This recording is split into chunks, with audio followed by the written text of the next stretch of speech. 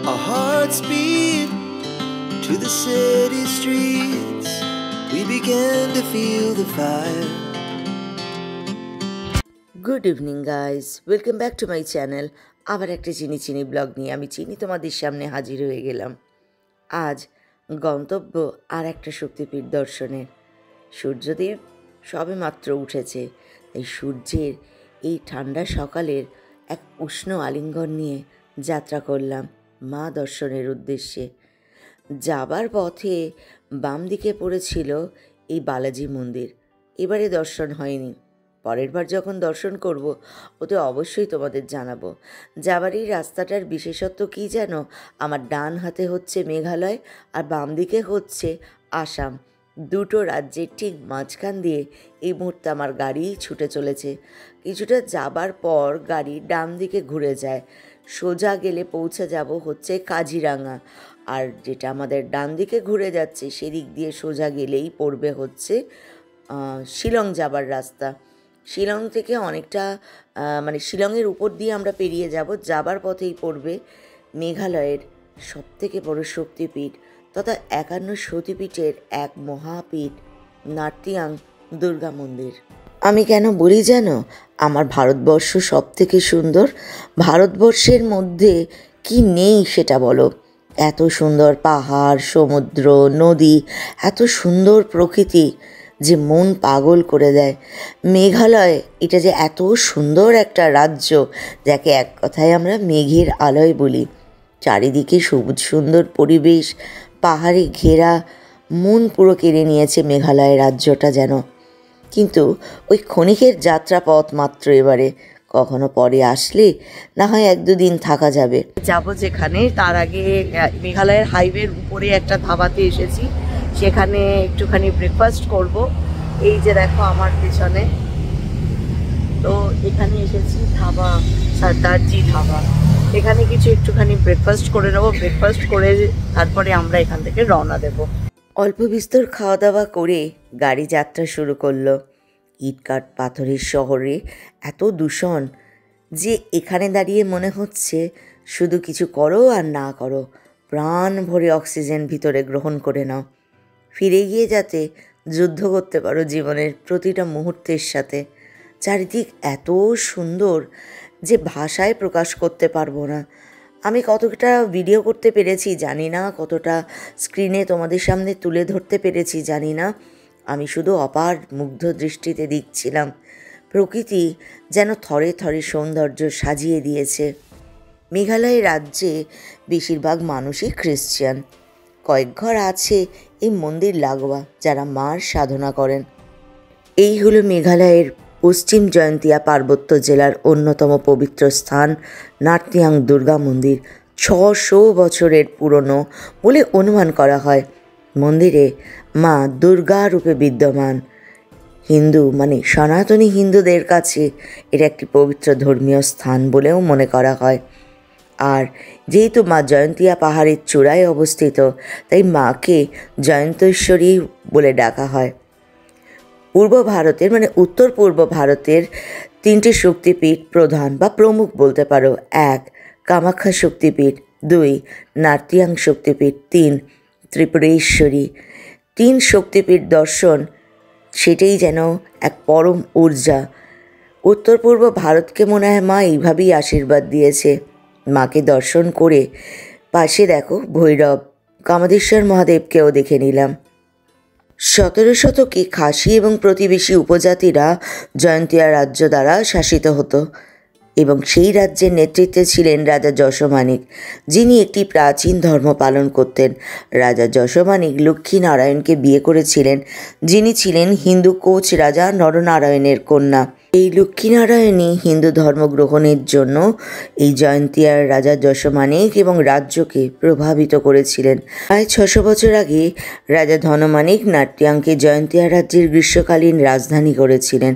শোনা যায় দেবী এক রাতে তাকে স্বপ্নে দর্শন দিয়েছিলেন এবং বলেছিলেন স্থানটির গুরুত্ব, আর আদেশ করেছিলেন সেখানে একটি মন্দির নির্মাণ করতে। এরপর নার্তিয়াংয়েই জয়ন্তেশ্বরী মন্দির প্রতিষ্ঠিত হয়।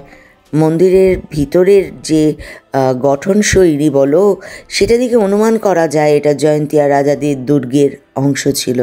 জয়ন্তিয়া পাহাড়ের উপরে মায়ের এক শক্তিপীঠ, যেখানে মায়ের বাম উরু পড়েছিল।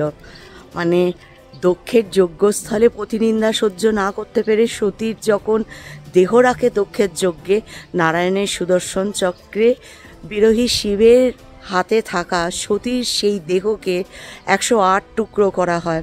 মানে সুদর্শন চক্রের আঘাতে মায়ের 108 টুকরো হয়। এই জয়ন্তিয়া হিলসের উপরে মায়ের বাম উরু পতিত হয়েছে। মা এখানে কিন্তু কামনা পূরণের দেবী হিসাবে অধিষ্ঠিতা আছেন, মা দুর্গা রূপে অধিষ্ঠিতা আছেন। একটা কথা আছে যে এখানে আগে নরবলি হতো।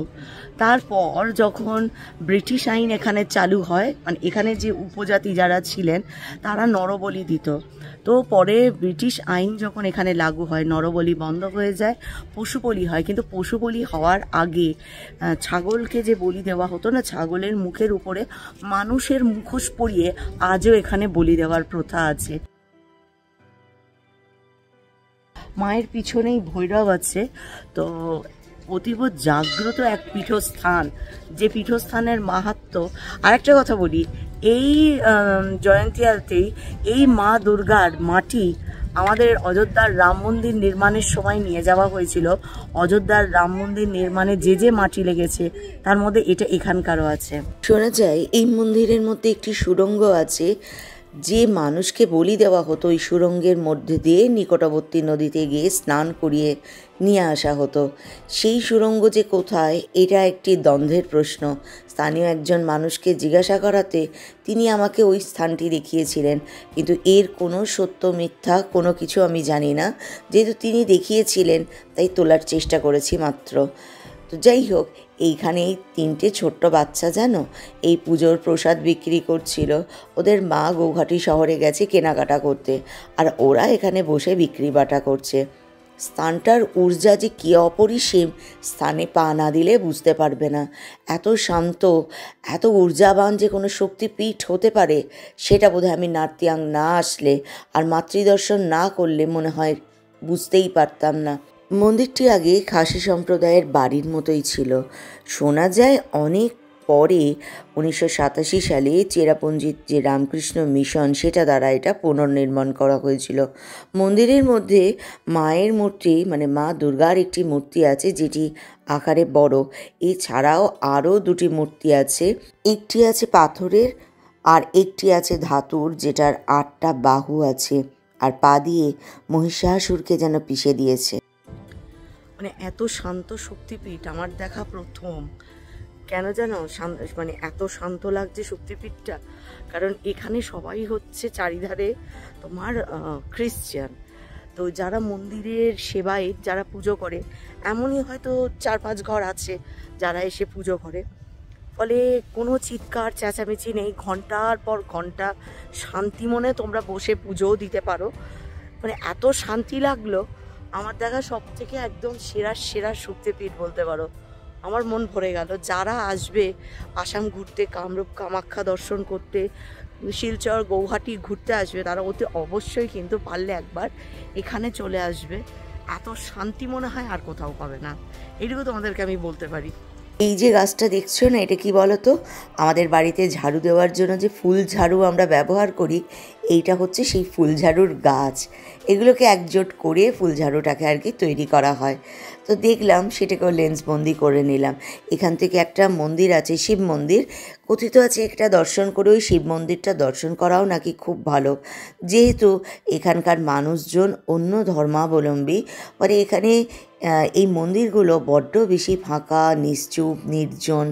আর একটা কথা তো তোমাদের বলাই হয়নি, অন্যান্য মন্দিরের মতো এখানকার পুরোহিতরা কিন্তু ব্রাহ্মণ নয়।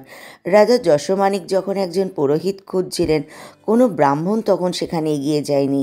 শেষ পর্যন্ত রাজা এক মারাঠা ক্ষত্রিয়কে নিয়ে এসেছিলেন মার এখানে পুজো করার জন্য, আর তারাই আজ বংশ পরম্পরায় এখানে পুজোর কাজ করে চলেছে।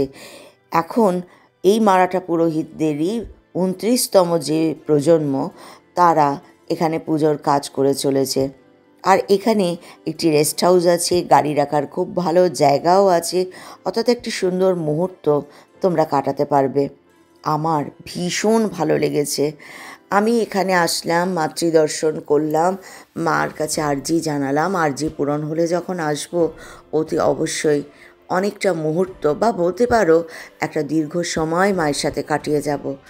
এত ভালো একটা শক্তিপীঠ, কিন্তু এটা যেন লোকচক্ষুর অন্তরালে। সবাইকে আসতে হবে, এখানে জানতে হবে। আর এই যে শিব মন্দিরটা দেখছো, ভীষণ সুন্দর করে মন্দিরটাকে ভালো করে তৈরি করা হয়েছে, কিন্তু আমি বুঝলাম না, আমারই হয়তো দুর্ভাগ্য যে আমি বাবার দর্শন পেলাম না, মন্দির তালা দেওয়া। যেহেতু এখানে প্রচুর মানুষ আসে না, তাই হয়তো মন্দিরটা তালা দেওয়া। আমাদের মতো আর একজনও এসেছিলেন যারা শিলং থেকে এসেছিলেন, তারাও এই সিঁড়িতেই প্রণাম করে মাথা ঠেকিয়ে বাবাকে জানিয়ে এখান থেকে রওনা দিয়েছিলেন। চিনিও কিন্তু তার অন্যথা করেনি। বাবাকে খুব জোরে ডেকে বললাম, বাবা আমি কিন্তু এসেছিলাম, শুধু তোমার দেখা পেলাম না। পরের বার যখন আসবো দ্বার খোলা রেখো, যাতে তোমার দর্শন পেতে পারি। মন্দিরটাকে পূর্ণ পরিক্রমা করিনি, অর্ধ পরিক্রমা করেছি। এরও কিন্তু একটা ভীষণ সুন্দর গল্প আছে। সেই গল্প অন্য কোনো দিন অন্য কোনো মুহূর্তে বলবো ক্ষণে। আর তাছাড়া আমি একটা জিনিস দেখেছি, আমার চ্যানেলে আমার ভীষণ ঠাকুরের কথা বলতে ইচ্ছা করে, কিন্তু মানুষের শুনতে ভালো লাগে না। তাই জন্য ঠিক করেছি এবার থেকে কোনো ঠাকুরের কথা আমার চ্যানেলে আর কোনো দিন বলবো না। বলছে যদি তোমরা নাটিয়াং মা দর্শন করতে আসো, শক্তিপীঠ দর্শন করতে আসো, পিছনে ভৈরব একটা আছে, কিন্তু এখানে একটা শিব মন্দির আছে, দর্শন করলে নাকি তোমার দর্শন কমপ্লিট হয়। বাট যেহেতু এখানে হিন্দুর সংখ্যা এত কম, বাবার এমন অবস্থা, বাবা বেশিরভাগ সময় তালাবন্ধ থাকে। তো এটা আমার দুর্ভাগ্য না বাবার দুর্ভাগ্য আমি জানি না। বাবা মহাদেব এভাবে বিনা পুজোয় আছে। আমি এসছি, আর একজন পরিবার এসছিল, আমরা বাইরে থেকে প্রণাম করে চলে গেলাম। বাবাকে যে একটু জল দেব বা বাবাকে যে ধূপ দীপ দেখাবো, বাইরে থেকে বাবাকে অনেক ডাকলাম যে বাবা তোমার মেয়ে এসছে, কিন্তু বাবার কোনো উপায় নেই, বাইরে থেকে তো তালা দেবো, বাবা সাড়া দিতে পারলো না।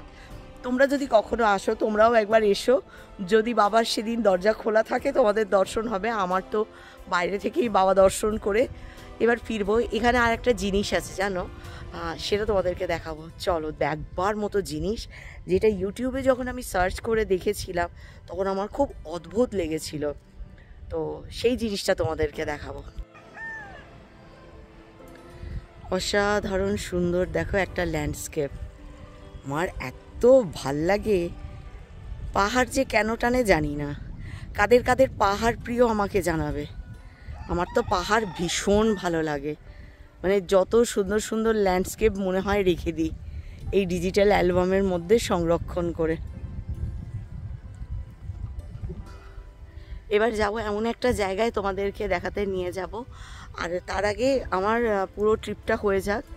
যে ভাইয়ের সাথে আমরা বেরিয়েছি সেই ভাইয়ের সাথে তোমাদের আলাপও করিয়ে দেব, সমস্ত দেব। তোমরা যখন আসবে আসাম ঘুরতে, তখন কামাখ্যায় কোথায় ঘুরবে, আসামে কোথায় ঘুরবে, তোমরা ভাইয়ের সাথে যোগাযোগ করে নেবে, ফোন নাম্বার দিয়ে দেবো তোমাদেরকে ঘুরিয়ে দেবে সুন্দর করে। হ্যাঁ, ভাইয়ের সাথে আগে আলাপ করি। ভাইয়ের নামটা বলো। নমস্কার, আমার নাম কাজল শীল। আমি গুয়াহাটিতে আমার বাড়ি, আমার ট্যুরিস্ট ট্যাক্সি। আপনারা আসলে আমাকে কন্ট্যাক্ট করতে পারবেন। আমার কন্ট্যাক্ট নাম্বার হয়েছে 9706134114। একদম শিলং, মেঘালয়, কাজিরাঙা সব কিছু আমি ঘুরাই। ব্যাস, আমি ভালো মানুষের সন্ধান দিলাম।